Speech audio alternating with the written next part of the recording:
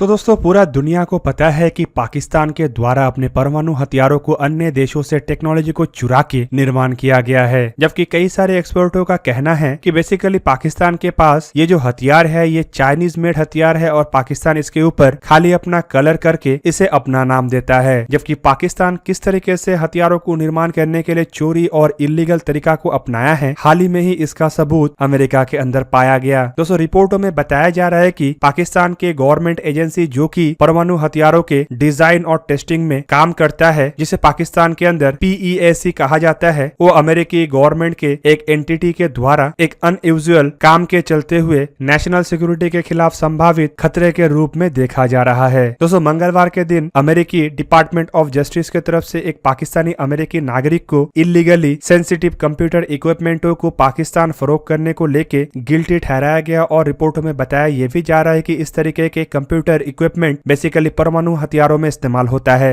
रिपोर्टों में बताया जा रहा है कि ये आरोपी असल में 66 वर्षीय उबैदुल्ला सैयद है, जिन्हें मैक्सिमम 5 साल के सजा और करीब करीब $2.5 लाख के जुर्माना भरने का निर्देश दिया गया है और उन्हें ये सजा 23 फरवरी के दिन मिला है। दोस्तों यहाँ पे जिस आरोपी का बात कहा जा रहा है वो असल में Pakistani based business system international और शिकागो बेस्ड BSI USA नामक एक हाई परफॉर्मेंस कंप्यूटिंग प्लेटफॉर्म के प्रोवाइडर है और इवन अमेरिका में बिजनेस भी रखते हैं। उनके तरफ से मतलब उनके कंपनी के तरफ से कंप्यूटर के इक्विपमेंटों के अलावा सर्विसेज और सॉफ्टवेयर एप्लीकेशन के सॉल्यूशन को भी प्रोवाइड किया जाता है। उनके तरफ से हाल ही में यह भी स्वीकार किया गया है कि उन्होंने साल 2006 से लेकर 2015 तक कुछ पाकिस्तानी एम्प्लॉयों के साथ मिलकर international emergency economy power act को वायलेट किया है और उनके द्वारा अमेरिका से इलीगली पाकिस्तानी एटॉमिक एजेंसी को कंप्यूटर इक्विपमेंटों का सप्लाई किया गया और इसके लिए उनके तरफ से US डिपार्टमेंट ऑफ कॉमर्स से किसी भी तरीके का कोई भी परमिशन नहीं लिया गया। दोस्तों रिपोर्ट में बताया जा रहा है कि इसके पीछे पाकिस्तान के एक ऐसा एजेंसी शामिल है जो कि पाकिस्तान के अंदर परमाणु हथियारों के डिजाइन, डेवलपमेंट और निर्माण के साथ साथ टेस्ट के भी काम को अंजाम देता है और ये बेसिकली पाकिस्तानी गवर्नमेंट के एजेंसी PECA है और अमेरिका की तरफ से इस तरीके के कार्रवाई के बाद इसे अमेरिका के लिए एक पोटेंशियल सिक्योरिटी थ्रेट के रूप में भी देखा जा रहा है और साथ ही साथ खाली सिक्योरिटी थ्रेट नहीं बल्कि फॉरेन पॉलिसी और इकोनॉमिकल थ्रेट के रूप में भी इस कंपनी को देखा जा रहा है। दोस्तों कुल मिला के अपने परमाणु कार्यक्रम को और मजबूत करने के लिए पाकिस्तान के द्वारा अमेरिका से इलीगली ऐसे इक्विपमेंटों को मंगाया जा रहा था जो बेसिकली बिना गवर्नमेंट के परमिशन के एक क्षेत्र से दूसरे क्षेत्र में ले जाना कानून का वायलेशन होता है। और दोस्तों इसके लिए जिस तरीके से पाकिस्तान के द्वारा पाकिस्तानी मूल के विदेशी नागरिकों का इस्तेमाल किया गया है, इससे अब पाकिस्तानी मूल के अन्य नागरिकों के ऊपर भी सवाल उठता है और सवाल ये भी है कि पाकिस्तानी मूल के जो अन्य नागरिक अन्य देशों में बड़े बड़े पद में है उनके द्वारा भी इस तरीके का काम किया जा सकता है जो उन सभी देशों के लिए खतरे का कारण बन सकता है जिनमें पाकिस्तान के ऐसे नागरिक बड़े बड़े पद में हैं। दोस्तों अब पूरा दुनिया को इस मामले में संज्ञान लेना चाहिए और ऐसे नागरिकों के ऊपर अपना शिकंजा कसना चाहिए जो कि उस देशों में रह के तो पैसे का अर्जन कर रहा है लेकिन इस तरीके का हरकत में भी लिप्त है जो बेसिकली उस देश के लिए सिक्योरिटी थ्रेट का कारण बनता जा रहा है। इवन दोस्तों आप लोग कई सारे ऐसे पाकिस्तानी मूल के अमेरिकी नागरिकों को देखे होंगे जो अमेरिका में अमेरिकी पॉलिटिकल पार्टी के साथ तो जुड़े हुए हैं लेकिन आए दिन पाकिस्तानी मीडिया में आके पाकिस्तान का गुण गाता रहता है और अमेरिका का इस तरीके से बदनाम करता है कि मानो वो अमेरिकी नागरिक नहीं बल्कि पाकिस्तानी नागरिक है। इवन एक बार के लिए तो